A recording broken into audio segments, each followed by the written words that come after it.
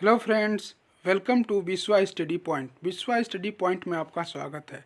आज हम सामान्य ज्ञान के कुछ इंपॉर्टेंट क्वेश्चन देखेंगे जो अक्सर किसी न किसी एग्जाम में आते हैं। तो आइए चलिए स्टार्ट करते हैं। पहला क्वेश्चन है, ग्रैंड ट्रंक रोड किसने बनवाया था? ये इंपॉर्टेंट क्वेश्चन है इतिहास का।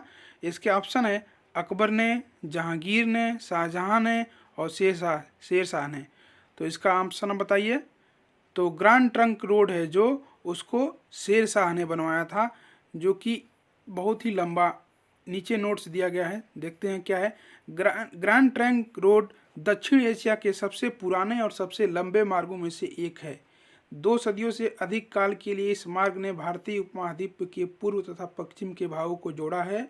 यह हावड़ा हावड़ा के पश्चिम में स्थित बांग्लादेश के चटगांव से प्रारंभ होता है और लाहौर, पाकिस्तान, इंडिया होते हुए अफगानिस्तान में काबुल तक जाता है। मतलब कि बांग्लादेश के चटगांव से, और इसकी लंबाई अफगानिस्तान की राजधानी काबुल तक है। बहुत ही लंबी ये रोड है। इसको ग्रैंड ट्रंक रोड बोलते हैं। शेरशाह ने बनवाया था, इसको याद रखेंगे। तो इसका ऑप्शन हो जाएगा आपका डी पार्ट, शेरशाह। अगला क्वेश्चन है, स्वर्णिम चतुर्भुज परियोजना किससे संबंधित है?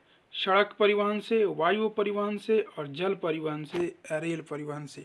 तो जो स्वर्णिम चतुर्भुज परियोजना है, गोल्डन क्वाड्रेटल प्रोजेक्ट, ये है आपका सड़क परिवहन से संबंधित है। ये इसकी स्टार्टिंग, इसका आंसर हो जाएगा आपका ए पार्ट, सड़क परिवहन। इसकी स्टार्टिंग 2001 से हुई थी और 2012 में जाकर ये कंप्लीट हुआ था।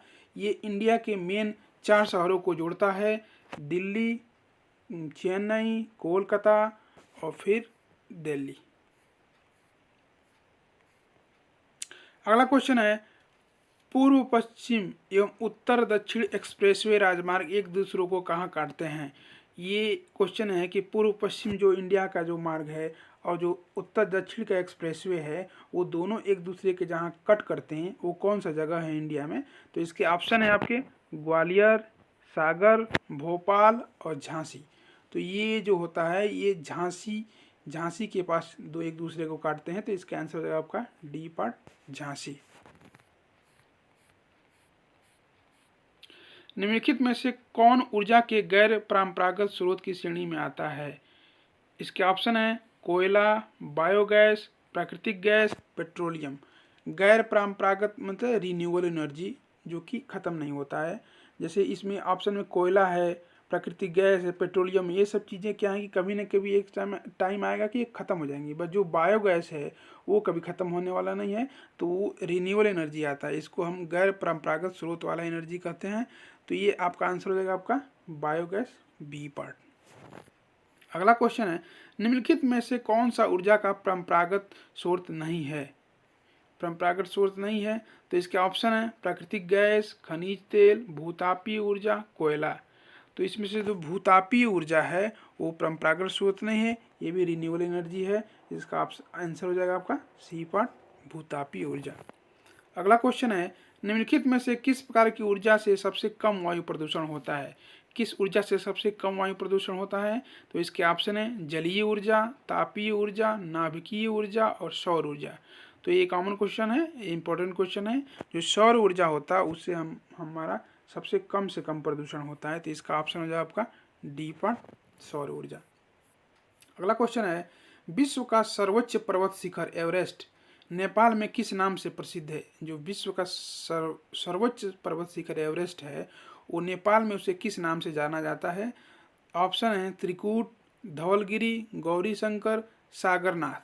तो जो एवरेस्ट चोटी है वो नेपाल में, उसको त्रिकूट पर्वत के नाम से जाना जाता है। तो इसका ऑप्शन हो जाएगा आपका ए, त्रिकूट।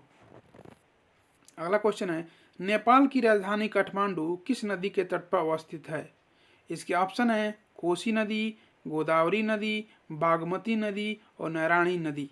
तो जो नेपाल की राजधानी काठमांडू है वो बागमती नदी के तट पर स्थित है। ये इंपॉर्टेंट क्वेश्चन है। इसका ऑप्शन है आपका सी पार्ट, बागमती नदी के तट पर।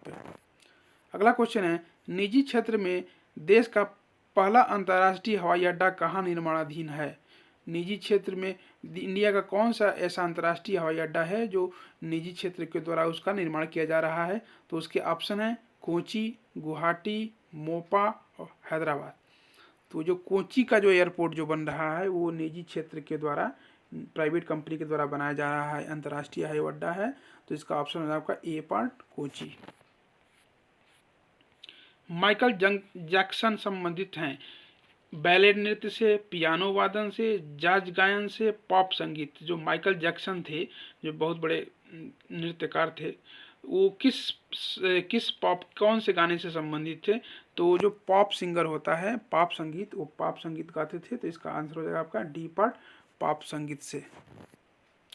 अगला क्वेश्चन है, अमीर खुसरो का नाम किस वाद्य यंत्र के आविष्कार से संबंधित है? अमीर खुसरो कौन से वाद्य यंत्र चलाते का आविष्कार किया था? सितार का, सरोद का, शहनाई का, तबला का। तो जो अमीर खुसरो का नाम है वो सितार वाद्य यंत्र के आविष्कार से संबंधित है। इसका ऑप्शन हो जाएगा आपका सितार, ए पार्ट। लोक नृत्य राहुल का संबंध उत्तर प्रदेश के निम्न में से किस क्षेत्र से है? एक लोक नृत्य राहुल नाम का लोक नृत्य होता है जो यूपी में होता है। तो यूपी के किस क्षेत्र से संबंधित है? तो इसके ऑप्शन है पूर्वी क्षेत्र से, मध्य क्षेत्र से, बुंदेलखंड क्षेत्र से और पश्चिमी क्षेत्र से। जो लोक नृत्य राहुल है उसका संबंध बुंदेलखंड क्षेत्र से है। तो इसका ऑप्शन हो जाएगा आपका सी पार्ट, बुंदेलखंड क्षेत्र। अगला क्वेश्चन है, निम्नलिखित में से कौन सुमेलित नहीं है? इसमें ऑप्शन दिया हुआ है, उसको पूछना है कौन सुमेलित नहीं है, ये पूछ रहा है नहीं है। तो पहला ऑप्शन है आल्हा महोबा, दूसरा ऑप्शन है कजरी मिर्जापुर, तीसरा ऑप्शन है बिरहा कन्नौज और चौथा ऑप्शन है रसिया बरसाना। तो जो आल्हा उदल है ये महोबा से संबंधित है क्योंकि वहाँ फेमस थे, दोनों लड़ाके थे। और दूसरा है कजरी। कजरी जो है लोक नृत्य है जो मिर्जापुर के आसपास गाया जाता है। बिरहा जो है वो कन्नौज से और रसिया जो है बरसाना से। तो रसिया बरसाना से संबंधित है, लेकिन जो बिरहा है वो कन्नौज से संबंधित नहीं है। तो इसका ऑप्शन हो जाएगा आपका सी पार्ट, बिरहा, ये संबंधित नहीं है कन्नौज से। लोक नृत्य करने वालों को कहते हैं लौकिक, लोकनायक, लोक नर्तक, लोगों के साथ नाचने वाला। तो जो लोक नृत्य करते हैं उनको क्या कहा जाता है? तो उनको लोक नर्तक कहा जाता है। तो इसका ऑप्शन हो जाएगा आपका सी पार्ट, लोक नर्तक। छपेली लोक नृत्य संबंधित है किस प्रदेश से संबंधित है? छपेली एक इंपॉर्टेंट क्वेश्चन है, बहुत इंपॉर्टेंट क्वेश्चन है। ये अक्सर पूछता है कि कहाँ किस स्टेट से संबंधित है। तो इसके ऑप्शन है अरुणाचल प्रदेश, हिमाचल प्रदेश, उत्तर प्रदेश और आंध्र प्रदेश। तो जो छपेली लोक नृत्य है वो हिमाचल प्रदेश से संबंधित है। तो इसका ऑप्शन हो जाएगा आपका बी पार्ट, हिमाचल प्रदेश। अगला क्वेश्चन है, निम्नलिखित नृत्यों में से गुजरात से संबंध रखने वाला नृत्य कौन सा है? डांडिया, कुचिपुड़ी, बांस नृत्य, विदेशिया। तो जो गुजरात से संबंधित है ये सबको मालूम हुआ, कॉमन क्वेश्चन है ये। डांडिया जो होती है वहाँ नवरात्र में डांडिया खेला जाता है। तो ये ए पार्ट इसका आंसर हो जाएगा जो गुजरात से संबंधित है। अगला क्वेश्चन है, निम्न में से लीप वर्ष है, निम्न 4 ऑप्शन दिए उसमें से कौन सा लीप वर्ष है? तो इसका बताना है आपको। पहला ऑप्शन है 1998, 1994, 1876 और 1758। तो इन चारों में से जो 1876 है वो लीप वर्ष है। इसका ऑप्शन है आपका सी पार्ट। पारिस्थितिकी तंत्र या इकोसिस्टम शब्द का प्रयोग किसने किया था? ये इंपॉर्टेंट क्वेश्चन है, अक्सर पूछा जाता है वनडे एग्जाम में, TET, C TET, super TET, इन सब एग्जामों में ये पूछा जाता है। तो इसके ऑप्शन है Ernst Haeckel, Penck, Charles Darwin, A G Tansley. जो इसमें 2 क्वेश्चन बनता है, एक बनता है कि पारिस्थितिकी शब्द का प्रयोग किसने किया था, दूसरा बनता है पारिस्थितिकी तंत्र या इकोसिस्टम शब्द का प्रयोग किसने किया था।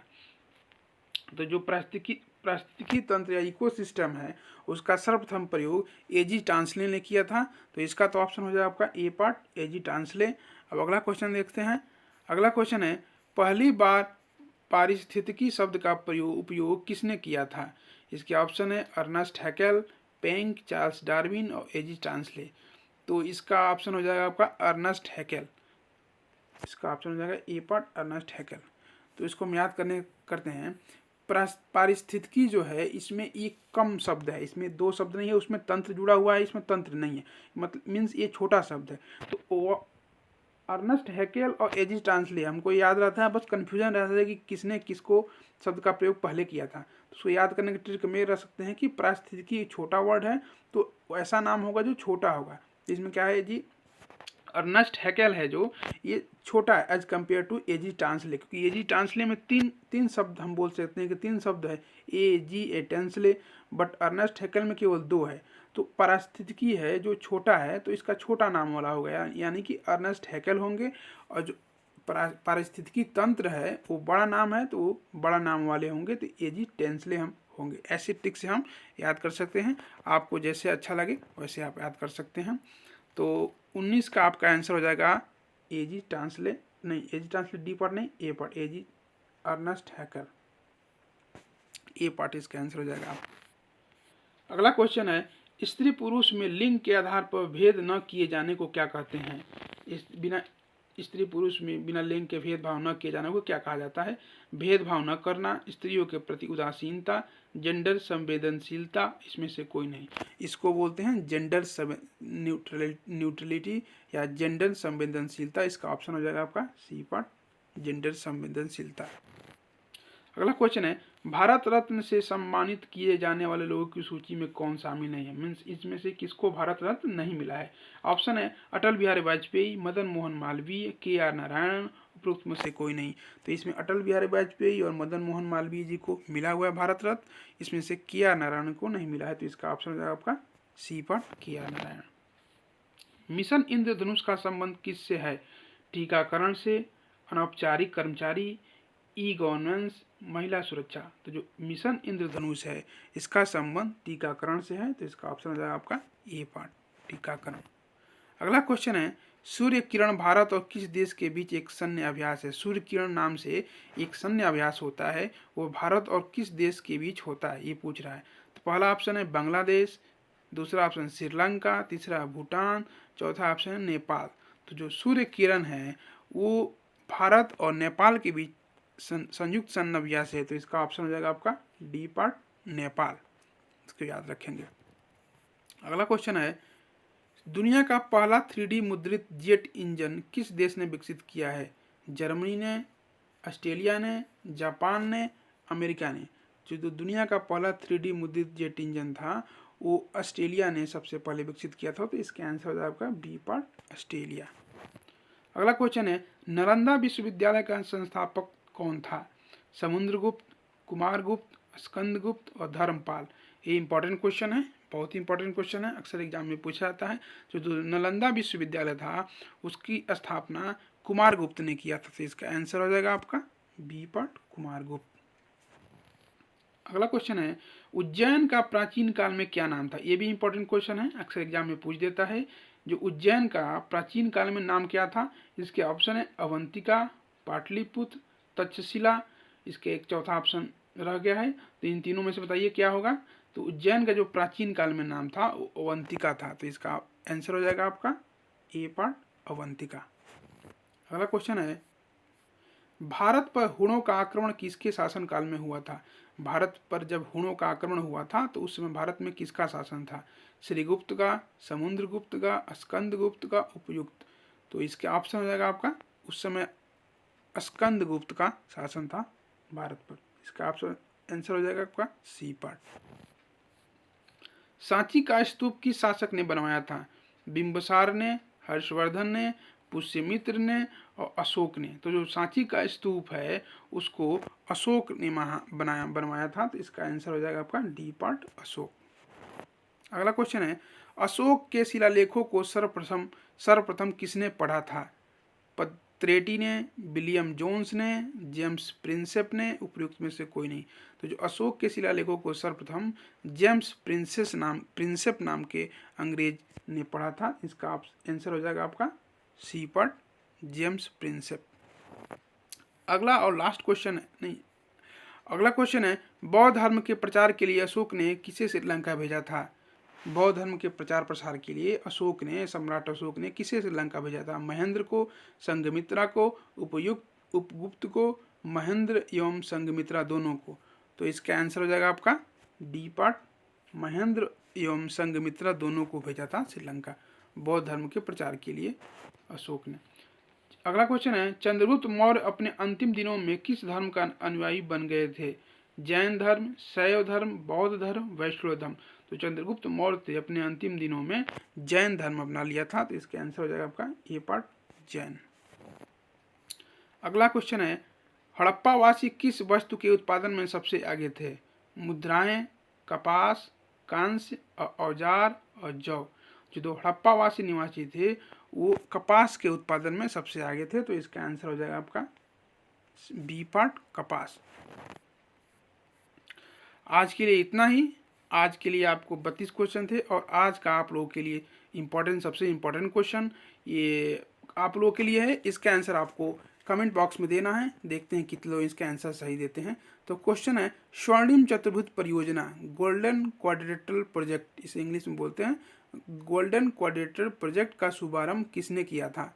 किसके शासनकाल में हुआ था? तो इसके ऑप्शन है मनमोहन सिंह, अटल बिहारी वाजपेयी, जवाहरलाल नेहरू, नरेंद्र मोदी। तो इसका आंसर आप लोगों को कमेंट में देना है। इंपॉर्टेंट क्वेश्चन है ये। ये इंडिया की ऐसी योजना है जो 4 बड़े महानगरों को जोड़ती है, दिल्ली, चेन्नई, कोलकाता, मुंबई, इन 4 शहरों को जोड़ती है। ये बहुत इम्पोर्टेंट परियोजना थी भारत सरकार की। तो आज के लिए इतना ही। Thanks for watching this video. Please like, subscribe and share my channel. Thank you.